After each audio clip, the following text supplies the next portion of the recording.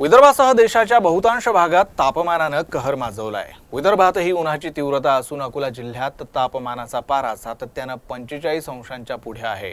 अकोला, यवतमाळ आणि चंद्रपूरमध्ये उष्णतेची लाट राहणार असून हवामान विभागानं ऑरेंज अलर्ट जारी केला आहे। मे महिन्याच्या शेवटच्या आठवड्यात तापमान उच्चांक गाठत आहे। सध्या फक्त विदर्भातच नाही तर देशाच्या बहुतांश भागात कडक ऊन आहे। सूर्यदेवाच्या कोपामुळे तापमानात सातत्यानं वाढ होते। प्रखर सूर्यप्रकाश आणि उकाडा यामुळे लोकांची लाहीलाही झाली आहे। विदर्भातही कडक ऊन असून दिवसा सूर्यदेवाचा कोप असा आहे की लोकांना घराबाहेर पडणंही कठीण झालंय। दुपारीच नाही तर सकाळी 8-9 वाजता उन्हाचा कडाका एवढा असतो की लोकांना घराबाहेर पडण्यापूर्वी विचार करावा लागतो। तर सायंकाळी सूर्य मावळल्यानंतरही उष्ण वाऱ्यांचा प्रभाव कायम असतो। विदर्भातील अकोला, यवतमाळ आणि चंद्रपूर जिल्ह्यात सध्या सर्वाधिक तापमान आहे।